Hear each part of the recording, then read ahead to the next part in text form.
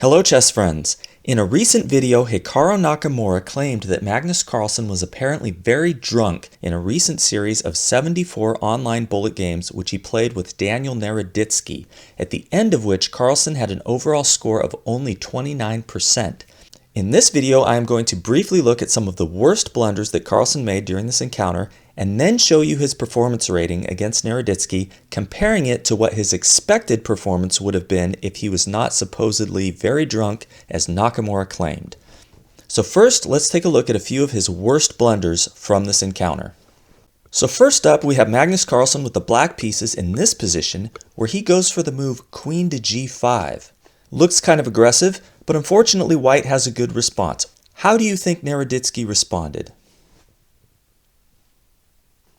He played knight to e4, placing his knight in the center of the board with a tempo on the black queen, which really just needs to move back to where she came from. Back to d8 is the only good move here. If you try queen to e7, then there's bishop c5. Once the queen moves, the rook is captured. But what Carlsen chose was queen takes f5, which runs into a discovered attack after bishop c5. The rook is hitting the queen, the bishop is hitting the rook on f8, so once Carlsen moves his queen to safety, there's bishop takes f8. Naroditsky has won the exchange. Next up, we have this position. Carlsen has the white pieces. Carlsen apparently had a mouse slip. He played queen to d2. Nakamura commented that he probably meant to play queen takes d4. That's a lot more logical. But okay, Naroditsky continues knight to c6, and now Carlsen makes a horrible blunder with the move bishop d3. And take a moment and see how quickly you can find black's winning move here. Naroditsky did not miss bishop to b4, pinning Carlsen's queen to his king, defended by the knight, so the only way to avoid losing the queen is unfortunately to play knight to c3, which loses the knight.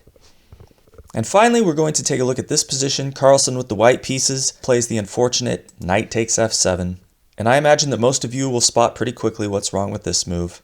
Carlsen apparently forgot about this bishop here on b3, which captures his knight, simply winning a piece. But the game's not over yet. Carlsen does have the aggressively placed queen and rook versus Naroditsky's queen and two bishops. He continues g3, queen goes to f6, he gets to grab a pawn on b7. Naroditsky plays bishop c5, defending this pawn here. Carlsen throws in this queen check, which is blocked by the bishop. He takes another pawn on a7. Naroditsky plays bishop e6 with an attack on the queen, which Carlsen unfortunately moves to the c5 square, missing what is just about the simplest tactic possible.